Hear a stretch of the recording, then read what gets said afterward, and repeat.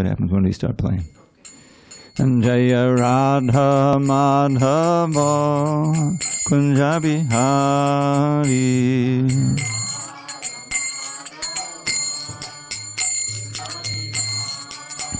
Jaya Radha Madhava Kunja Bihari.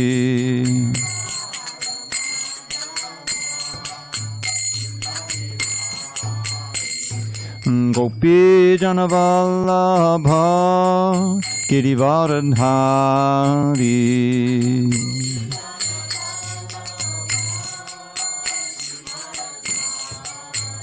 Jai Gopi Janavallabha Girivaradhari.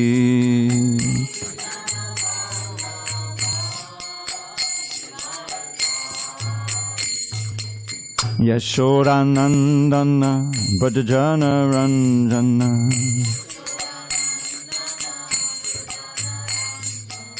Yashodanandana Bhajana Ranjana.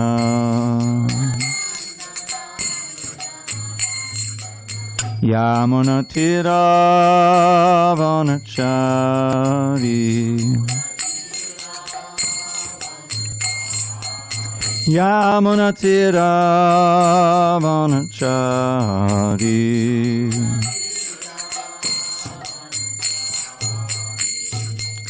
Hare Krishna, Hare Krishna, Krishna Krishna, Hare Hare, Hare Rama, Hare Rama, Rama Rama, Hare Hare.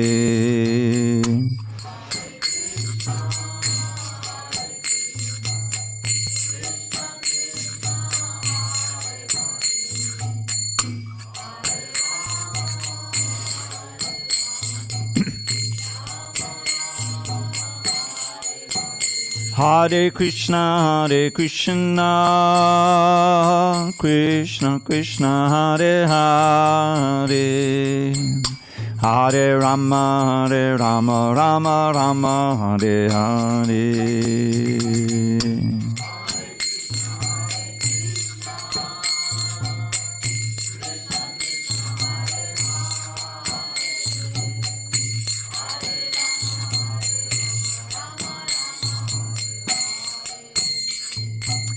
Jaya Radha Madhava Kunja Bihari.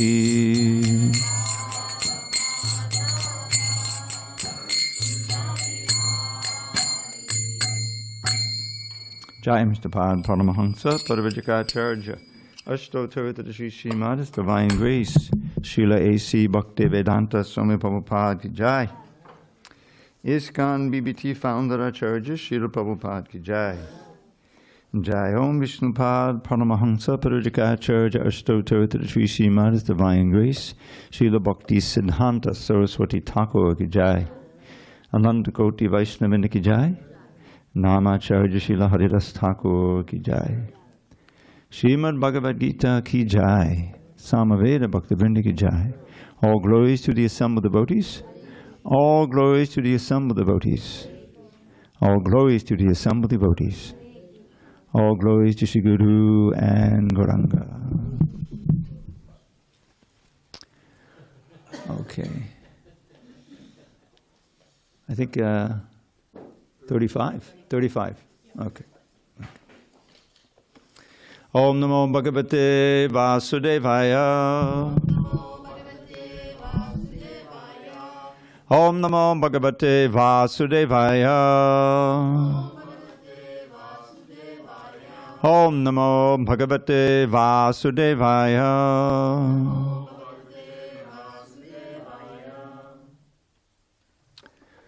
On this 13th day of May 2025 in San Diego, we're reading from Srimad Bhagavad Gita as it is, translation and commentary by His Divine Grace, A.C. Bhaktivedanta Swami Prabhupada. And we are in Karma Yoga, in chapter 3, Karma Yoga, text 35 on page 171. Hopefully all the books have the same pagination. Okay. I think we can just read it through. without the word by word. What do you think? Okay. Save some time. Shreyan Swadharmo Vigunah Padadharmat Svanustitat Swadharme Nidanang Shreya Padadharmo Bhayavaha Shreyan Swadharmo Vigunah Padadharmat Svanustitat Swadharme Nidanang Shreya Padadharmo Bhayavaha Shreyan Swadharmo Vigunah Padadharmat Svanustitat Swadharme Nidanang Shreya Padadharmo Bhayavaha. Go ahead. That was Shreyan Swadharmo Vigunah Padadharmat Svanustitat Padharme Nidanang Shreya Dharmo Bhayavaha. Shreyan Swadharmo Vigunah Paradharmat Svanustitat Swadharme Nidanang Shreya Padadharmo Bhayavaha. It is? Go ahead. Shreyan Swadharmo Vigunah Padadharmat Svanustitat Swadharme Nidanang Shreya Padadharmo Bhayavaha. Okay, ladies. Shreyan Swadharmo Vigunah Padadharmat Svanustitat Swadharme Nidanang Shreya Padadharmo Bhayavaha. Shreyan Swadharmo Vigunah Padadharmat Svanustitat Swadharme Nidanang Shreya Padadharmo Bhayavaha. I'm sorry. Shreyan Swadharmo Vigunah Padadharmat Svanustitat Swadharme Nidanang Shreya Padadharmo Bhayavaha. Asha. Shreyan Swadharmo Vigunah Padadharmat Svanustitat Swadharme Nidanang Shreya Swadharmo Bhayavaha. Okay, word by words. Shreyan's far better, Swadharmaha, one's prescribed duties, Vigunaha, even faulty, Padadharmat, than duties mentioned for others, Su Anushtitat, perfectly done. Swadharme, in one's prescribed duties, Nidanam, destruction, Shreya, better. Padadharmaha, duties prescribed for others, Bhaya Avaha, dangerous. It is far better to discharge one's prescribed duties, even though faultily, than another's duties perfectly. Destruction in the course of performing one's own duty is better than engaging in another's duty, for to follow another's path is dangerous. Purport. One should therefore discharge his prescribed duties in full Krishna consciousness rather than those prescribed for others.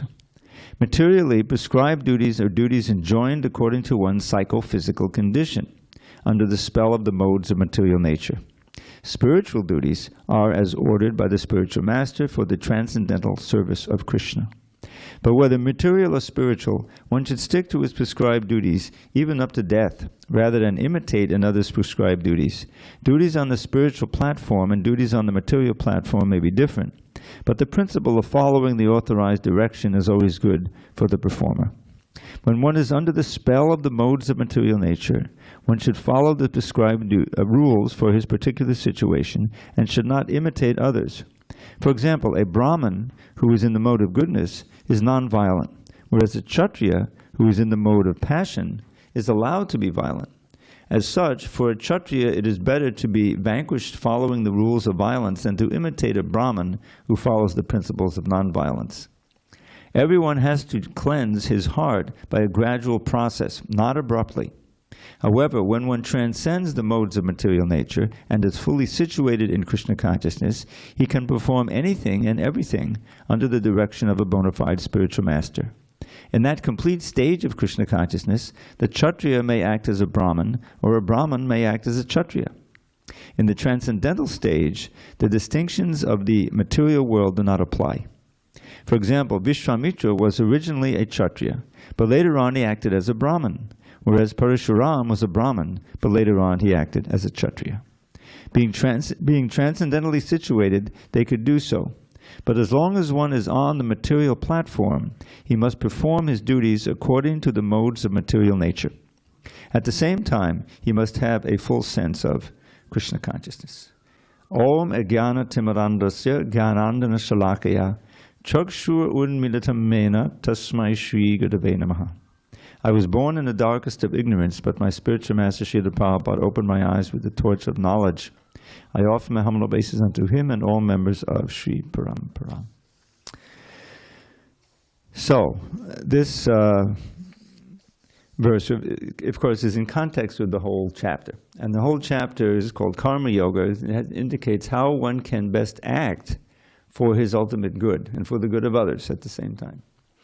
And clearly, throughout the chapter and in the purports, we find that the best kind of action is that which furthers your Krishna consciousness.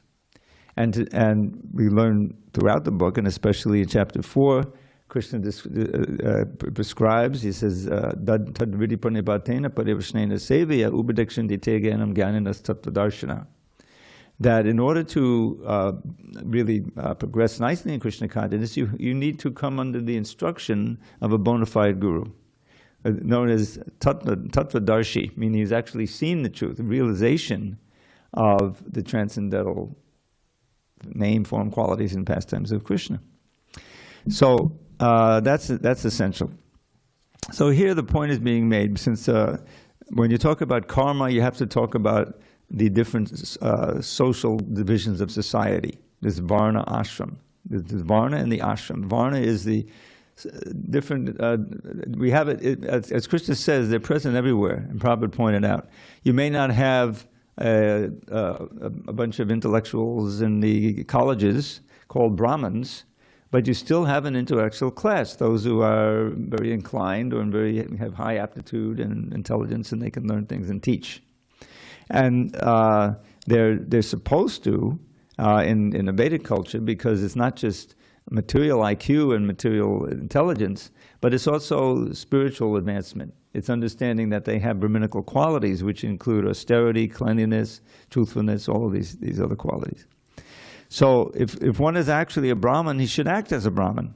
He shouldn't, and this is one of the tragedies, that you find that there's no real social organization, so people who have this intelligence, they misuse it for figuring out how to make a lot of money, or even criminally. You know, you have a high IQ, oh yeah, we could really, you know, that's dushkriti. Prabhupada points out, the kriti is there, it means the qualification, but it's being used for for bad ends. So they go together. The Varnashram system needs to be under the overall guide of the Brahmins and especially sannyasis, those who are fully on the ashram side, because there's the ashram, the Varna and the ashram. But just materially, you have an intellectual class in every society, those who are professors and this and that. You have a managing class, those who have that facility for organizing others. And they often have also the kshatriya, or the martial spirit. That's also there, good fighters, you know. And if they're properly guided by the Brahmins and properly trained, they'll be fighters for good, not for some evil purpose, you know, because that could be misused. That's the importance of the guidance. And then you have a class who are good at, well, basically farmers and also trade. That's the Vaishya class. And primary duty is protecting cows. That's the thing.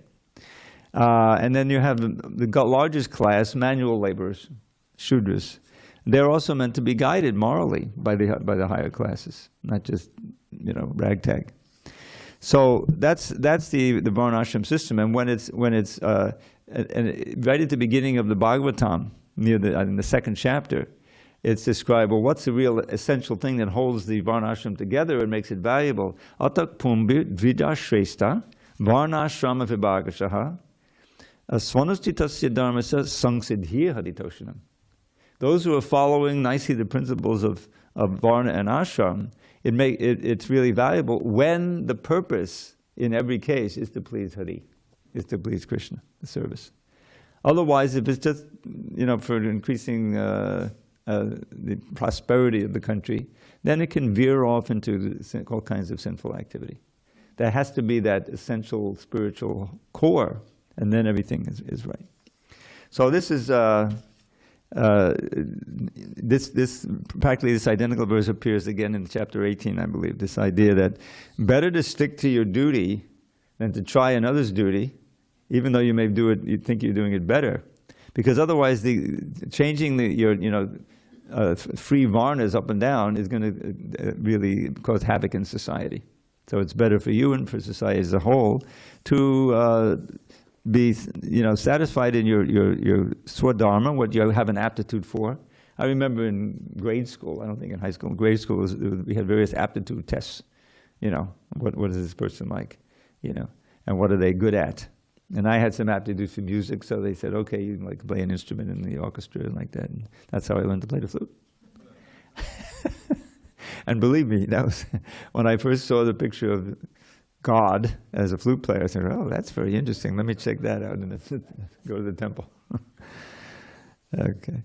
So this is the importance of varnashram and doing your duty. But of course, it makes ultimate sense when you're able to engage your aptitude for the service of Krishna. And that's, I've been fortunate in doing that. I was always a good student. And I was always a critic, a fault finder. And so Krishna allowed me to find, mistakes in the proofreading and the spelling mistakes and that, rather than find mistakes in others. All right, if there are no questions on this particular verse, we can move on. Now, for me, this is the real heart of this third chapter. These last few verses is very where you live. In other words, how to overcome those urges and those attractions that are bad for you, but you do anyway. That's what Arjuna asks.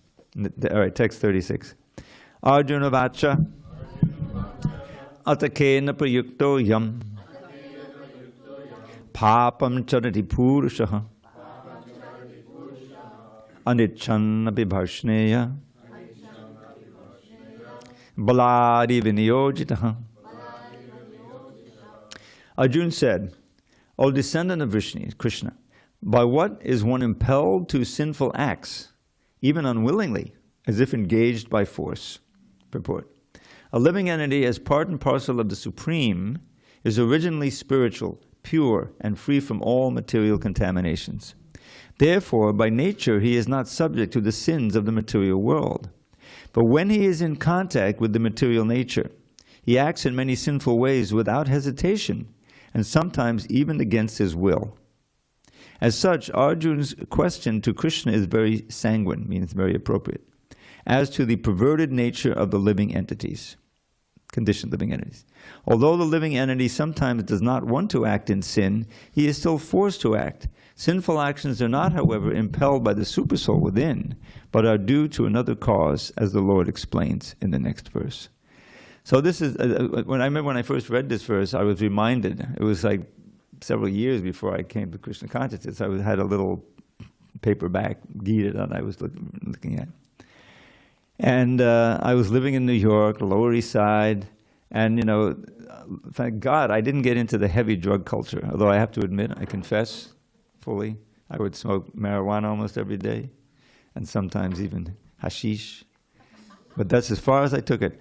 there were certain points in your life when you can see, boy, I would have gone way off if I had done this, or if I didn't do this, right? So I don't know. I hope this doesn't take us too far afield. But the middle of LSD culture, you read the Lilamrita, and practically all the boys that Prabhupada made, they had taken LSD. It was part of the culture.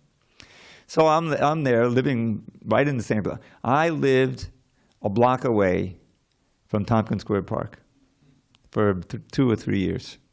It wasn't during 66, 65. But still, the devotees were still living there. They would be marching up and down St. Mark's Place, which is the main drag there, And I was a street musician, partially. That wasn't, go out with the flute, And I'd be looking for some drumming, to back me up, And I'd hear that chink, chink, chink, and that sounds pretty good. They're pretty together. Oh God, that's the Hare Krishna thing. Kidding me? That's where I was at, So there was one point, I very distinctly remember this. I was in my apartment. I was living with some others, but they weren't there. I was alone in the apartment. And I had 1 or 2 tabs of LSD. I forgot how I got them.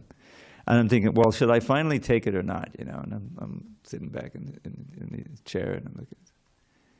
And I decided, no, it's crazy. Because I'd heard about so many bad trips and everything, and there I am alone, And I said, forget it.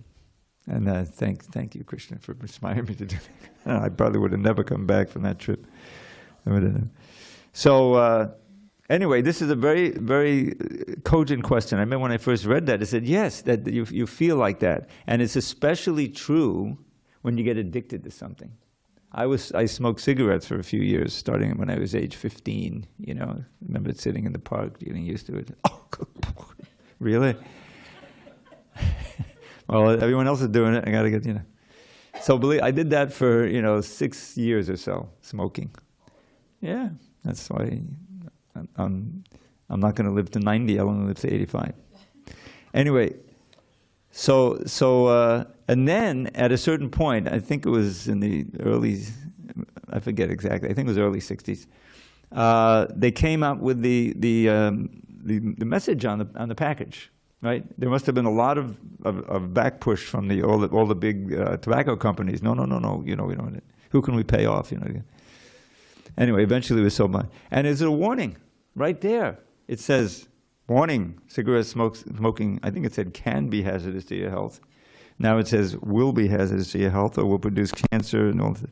It's gotten worse. They even have pictures. But the idea is that if you know that, you have a better chance of saying, are you kidding me? And throwing it away. Where your intelligence is meant to control the lower self, right? The lower self is that urge for, and the thing with addiction, it's a physical element to it. Your body is telling you got to have it, I mean, we've had devotees who had been heroin addicts and they were able to get off it for some time. But I remember one fellow, he was one of the pioneers of book distribution in Brooklyn. And he was really good. He would go out, they gave him a van, and he would go this way, this place in the state, come back, and he'd done really good. And then I didn't know he had been an addict, but when they drove off, he never came back. He fell back into it. So that's exactly what Arjuna is talking about. Doing something against your will, so to speak. In other words, your will, your intelligence tells you, no, no, no. But your body is telling you, yes, yes, you've got to have it. You can't get it. And alcohol can be like that. Gambling can be like that. We had a fellow here. We don't see him anymore. But I'm not going to say who he was. But he was 100% into gambling. So how can one overcome that? So this is the question of strengthening the intelligence.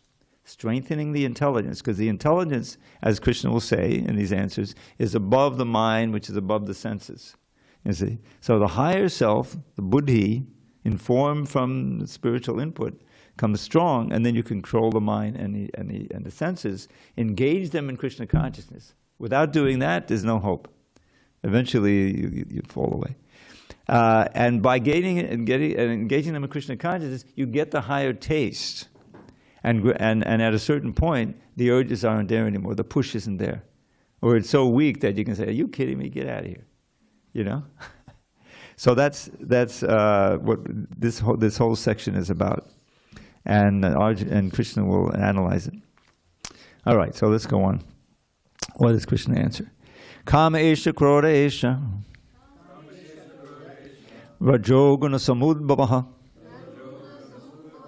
mahashano mahapapma vidyenam ihavaidinam.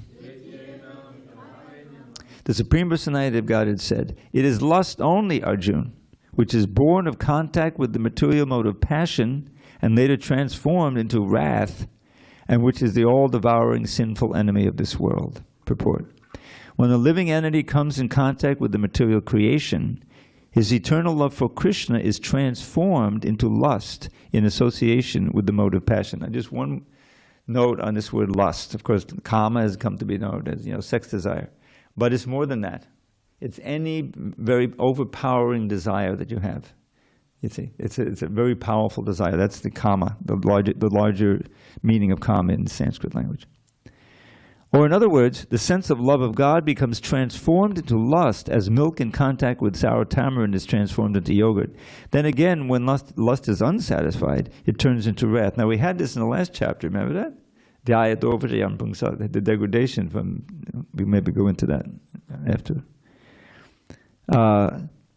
Therefore, an illusion, lust is unsatisfied, it turns into wrath, wrath is transformed into illusion, and illusion continues the material existence. Therefore, lust is the greatest enemy of the living entity, and it is lust only which induces the pure living entity to remain entangled in the material world. Wrath is the manifestation of the mode of ignorance. These modes exhibit themselves as wrath and other corollaries. So when lust is unsatisfied, you become angry. Someone is blocking your fulfillment of your ardent desire, then you become angry. And as we learn, that anger destroys your memory, I think, and and then you can fall down in the material. So that's the progression.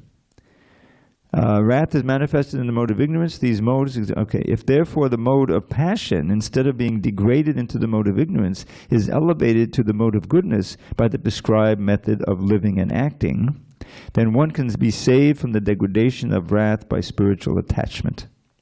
The Supreme Personality of Godhead expanded himself into many for his ever-increasing spiritual bliss, and the living entities are parts and parcels of this spiritual bliss.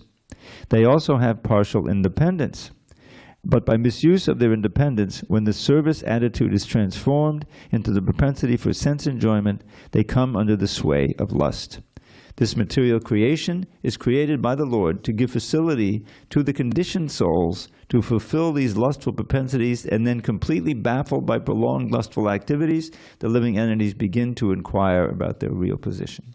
This inquiry is the beginning of the Vedanta Sutras, where it is said, Atato Brahma Jigyasa.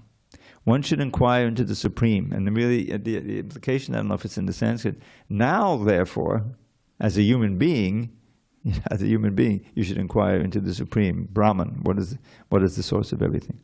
And the Supreme is defined in Srimad Bhagavatam as Janmadhyasya Yaton Vyadi Tadatascha, or the origin of everything is the Supreme Brahman.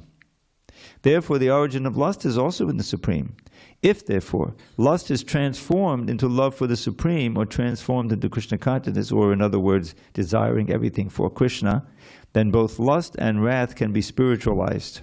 Hanuman, the great servitor of Lord Ram, exhibited his wrath by burning the golden city of Ravana, but by doing so became the greatest devotee of the Lord. Here also in the Bhagavad Gita, the Lord induces Arjuna to engage his wrath upon his enemies for the satisfaction of the Lord. Therefore, lust and wrath, when they are employed in Krishna consciousness, become our friends instead of our enemies. So this is such an important thing. And one thing I'm reminded of, if you recall, those who are familiar with the Gita, when we get to chapter 7, Krishna is encouraging Arjuna how you can be Krishna conscious without having to go to the Himalayas and try to meditate, which is going to be very difficult. Arjuna already said, I can't do that. But he still has to become Krishna conscious. So Krishna says, okay, now I'm going to show you how you can fix your mind on me and become attached to me. So he describes that first the material energies. Bhuma, Apa, Onano, Vayu, Kungmano. Earth, water, fire, air, ether, mind, intelligence, false ego. These comprise my separated material energies. And then after a few verses he says, since they're my energies, Raso Hamapsukonteya, Pabasmi Shasi Suryayo. Parnavak Sarva Vedeshu, Shabda ke parusham nishu. So this is where he starts saying, and it comes up again in the 10th chapter, in the 9th chapter, where Krishna is giving us a way to be Krishna conscious just in our ordinary life. I am the taste of water. Why are you? How is Krishna the taste of water? See, right? She's in the class. She's drinking water. Krishna conscious from every direction. So, because why is Krishna the taste of water? First of all, he's the source of the water, Bhumar Apo, right? That's one of his energies, and he's also the source of your tongue. He's the source of all the other things. So he's giving you the ability to taste, and he's giving you what to taste, and there in that way you can be wrong-minded when you drink. Prabhupada even said, because he's preaching in the Lower East Side, so he's preaching in the Bowery first, and there you had all of the, here we have the homeless population, which is much larger now, unfortunately. They're scattered everywhere. I see them on Cass Street, and I'm sure there's a lot downtown, LA, all over the place. There's 800,000 and growing in America. But back in the day when Krishna came and when Prabhupada came to America, there weren't that many homeless people, but there were some. And they generally came to New York because there was that place, the Bowery, where they could, lie down in the street and have a drink. So that's what he confronted when he first came. But then he moved a little north. I know exactly where he moved. He moved across Houston Street. That's the street on which he met Hayagriva, that middle, He had his books. He needed an editor. There's his Hayagriva. It was Howard Wheeler. He was a college professor in English. He just meets him. Oh, he has Krishna's arrangement. So, but north of Houston, you don't have the homeless and the drunks so much, So he had this storefront, but it's just like a block north of Houston, It's not very far from the Bowery. And so one day, this drunk man comes in, and maybe they'd seen him already, and he had some toilet paper with him.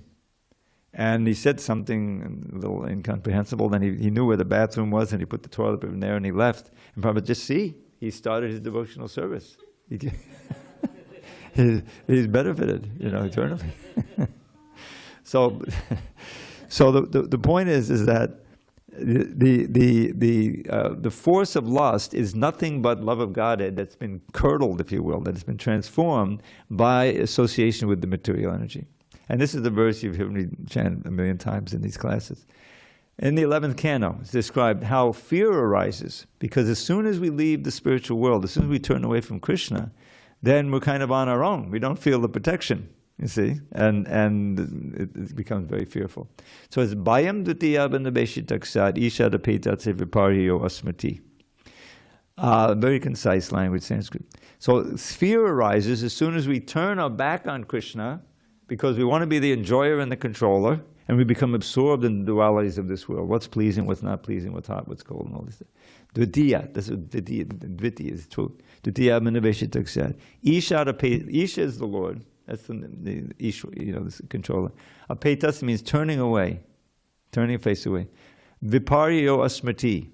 You forget everything. You forget your relation. You forget your protection. You forget your source of real pleasure.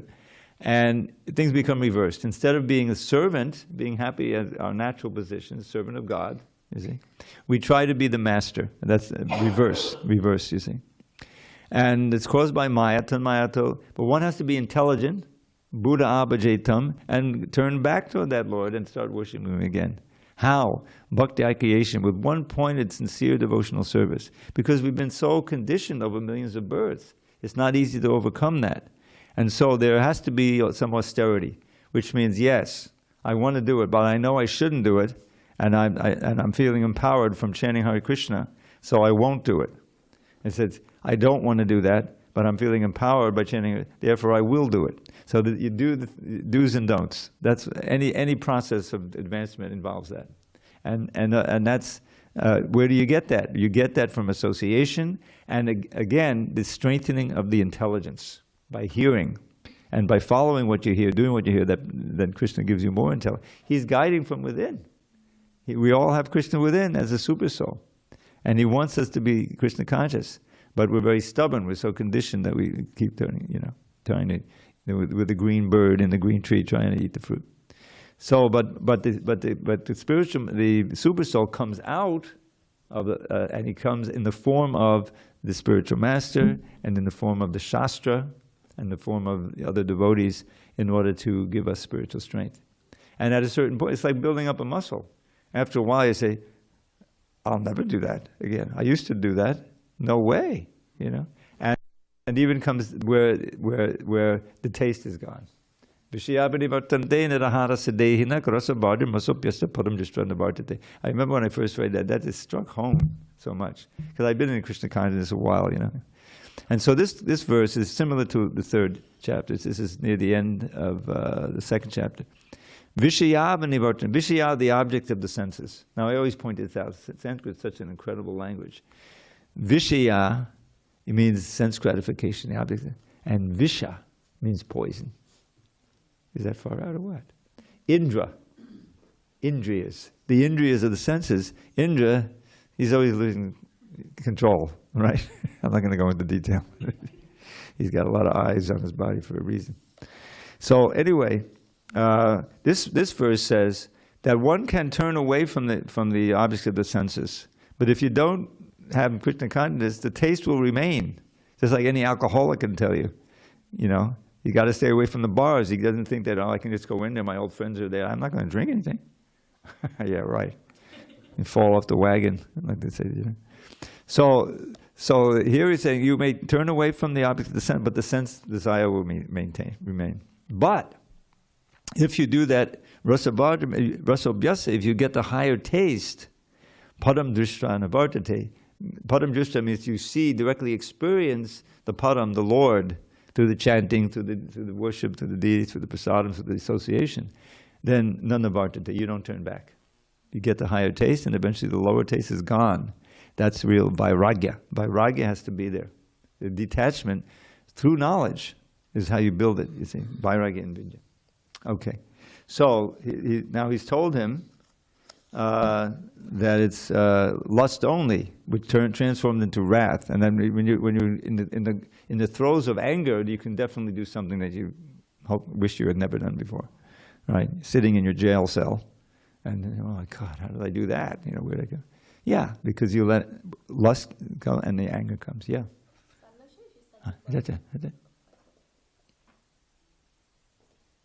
Krishna. I'm not sure if you said before that we need to turn lust for Krishna, but wrath for Krishna, how does it work? Well, yeah, because it's I'm not sure. Okay, first of all, in that seventh chapter, where I said Rasaham Sakontiya, one of the things Krishna says is Dharma Varuddha Bhuteshu Kama Srimadashashaba. That I forget how the verse begins, but he's saying, I am sex life that is not contrary to religious principles. In other words, there has to be a way of reproducing, otherwise nobody's going to, you know. So yes, within marriage and you know, under Garbhadan Sanskar, we purify the consciousness before sex, and for the purpose of having Krishna conscious children, you know. So the science is that the consciousness of the two people who are going to reproduce, that draws a certain kind of soul to the, you know, to the process. So if you're Krishna conscious, then you may very well have someone a child who is trainable in Krishna consciousness. So that's anger. So Arjuna is on the battlefield, right? It's a war. Krishna wants him to fight. You can't be shooting the arrows if you're not angry at the other party. You have to have, you know, that. That's part of it. And come on, I mean, Bhajan Swami has so many stories. I'll tell one of them I remember, it's so graphic. I think it was Detroit. And I think the deities were upstairs, if I'm not mistaken. And he describes how one day this guy came in the temple. He had already been kind of a problem at the Sunday feast or something. He wasn't, you know. And he ran up the stairs, and Bhajan Maharaj knew what he was going to do. He was going to go after the deities. And he went into the temple room and he ran toward the deities. Luckily, there was another devotee there, kind of a big bruiser devotee, who saw that, understood it, and tackled them. He got just as far to touch the skirt of Radharani. That's as far as he got. They dragged off and beat him up. And that's important. You know, there's nothing in Maya about that.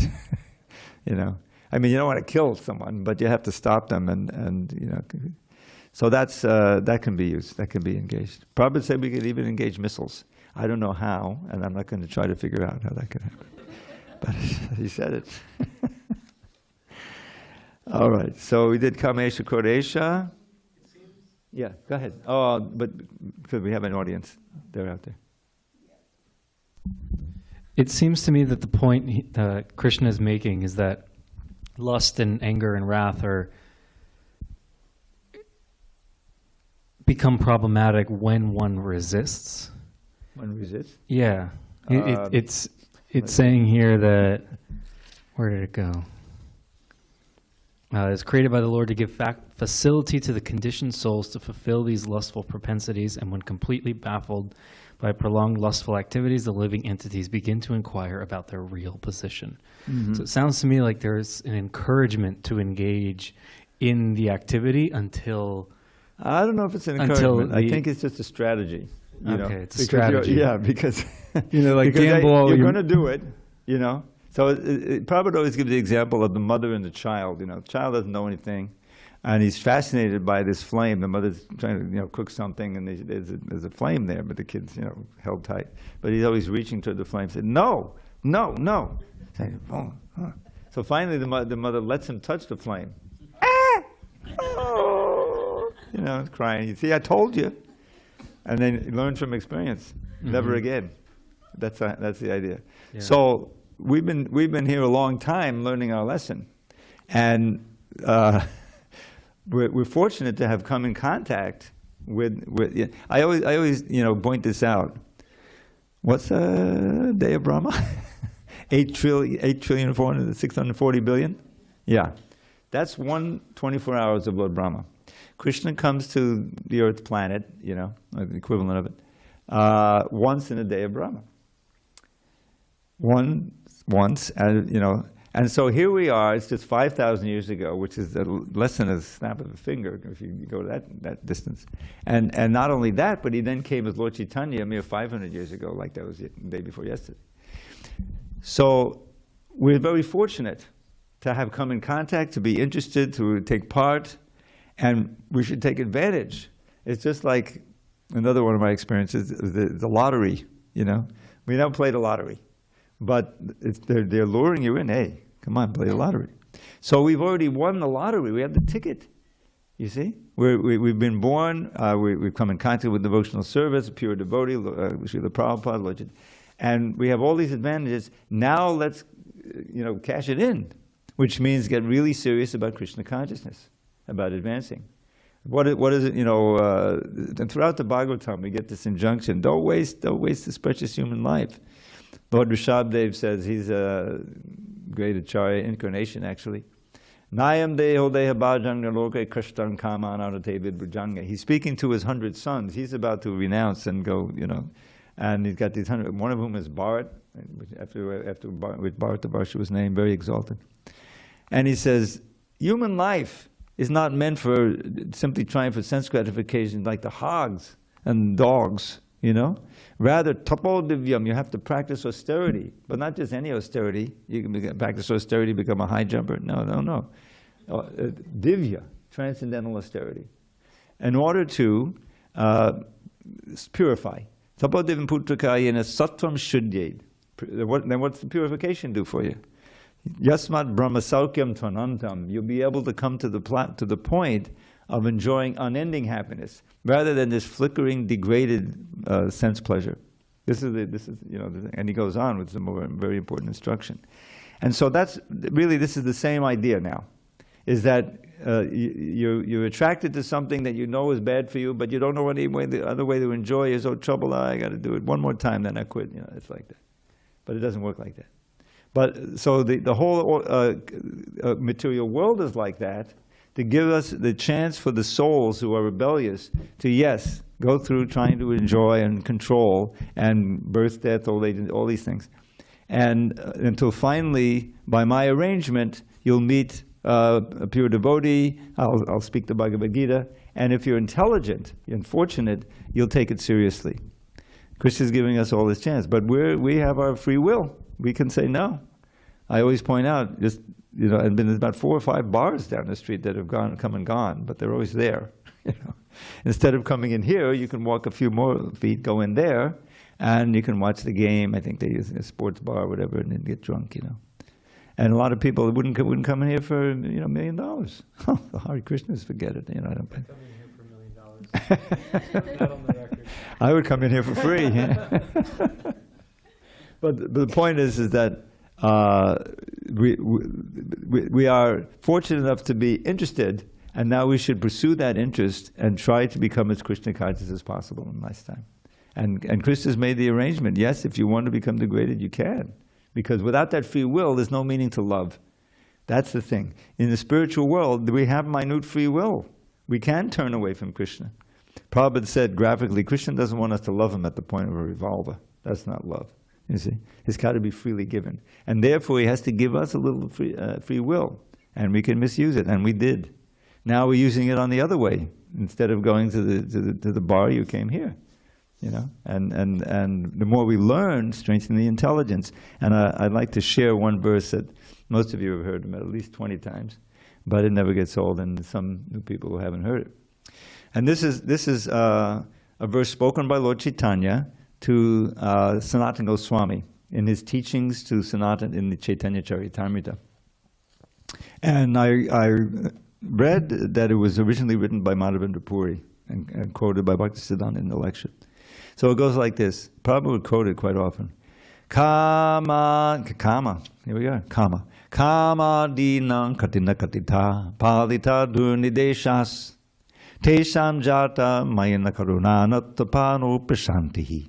Utrid jaitan atayatupate sampratam labdha buddhis, tvamayatak shadalamabhayam mamnayung svatmadasye.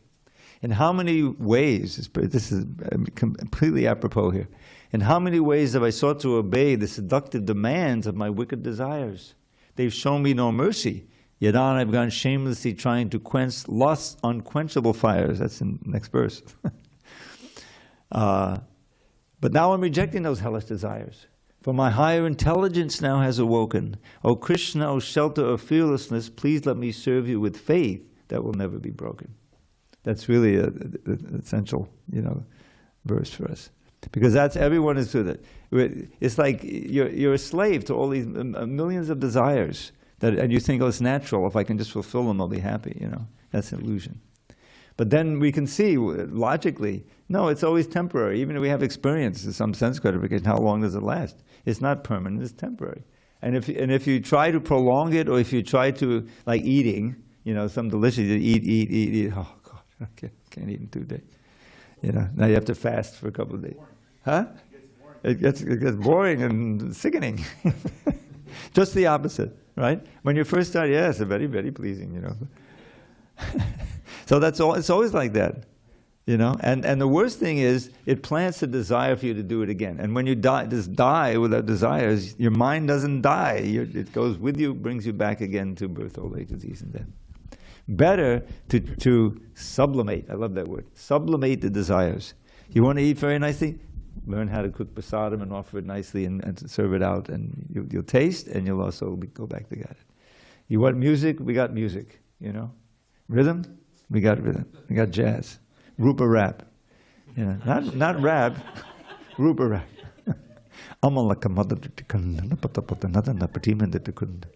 There's a type of Sanskrit poem called Virodavali. Avali simply means series, like Chandravali, this Avali. And Viruda is calling out to the Lord, you see, calling out. So it's all in its vocative form, and you can string together a lot of lines like that. And Rupa Goswami wrote the Govinda Virodavali. It's very famous. It's on the database. Did you get my email? Okay. She wants to get it to be. So that ordinary rap is not going to take you back to Godhead, obviously. But if it's all about Krishna, it fixes the mind. I mean, if you know what you can imagine now, because I memorized this once. Of course, if you chant too fast, you can't think of anything. Amala kamala duchikanana patabata. Amala kamala means a very pristine lotus, right? Beautiful. Amalakammada ruchi kandana patapada. Your expert dancing feet defeat the beauty and the fragrance of the greatest lotus. Amalakammada ruchi kandana patapata. Natata batima deta kundali patimata. And your expertise in dancing puts even the dancing peacock to shame. You know, and he goes on and on like this. You know. So this is I mean, if you really get into this, you can't be not Krishna conscious. Just the effort of remembering it and chanting it. It has an attraction all its own. This is the whole idea, that the kirtan, even if you know what's going on, if there's an expert kirtan singer, the music and the beat and everything is intrinsically attractive. That was Lord Chaitanya's great genius. If I give it, obviously he's infinitely intelligent. But there's this Taurya Trikena, which are singing and dancing and playing musical instruments. Now, we can know how degrading that can be in some, what do they used to call them? I forget, rock music concert, singing, dancing, playing musical instruments. But that's what a kirtan is. You're singing, you're dancing, you're playing musical instruments. And the Hare Krishna mantra is in the center of it. And so you don't get tired, you don't get bored, and it's very pleasing to Krishna. So everything that we do, with our senses, with our mind, there's a spiritual way of doing it. And if we get trained in how to do that, then we can be connected to Krishna through it, and it becomes delightful.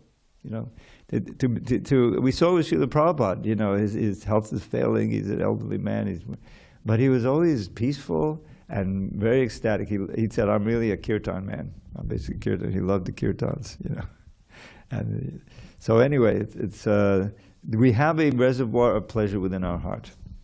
Krishna is there. We just need to tap into it, and then we can be happy all the time. Certainly not up and down and crazy like.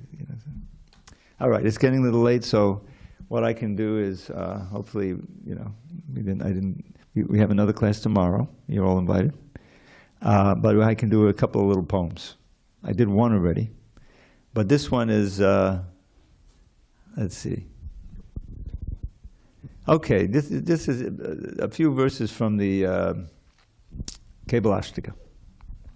I'll just do the English. Of sweet things, it's the sweetest you will taste at any time. Of things that bring good fortune, it's the perfect paradigm. Of things that purify, it purifies most powerfully. The holy name of Shri Hari is surely all that be. From Brahma's realm atop the sky down to the lowly grass, illusion reigns in Maya Devi's treacherous morass. The truth, the only truth, the name of Shri Hari. The holy name of Shri Hari is surely all that be. He's the Guru, he's the Father, he's the friend most true, and she's the real mother who most kindly teaches you to always chant and hear the holy name of Shri Hari. The holy name of Shri Hari is surely all that be. Then here's my favorite one.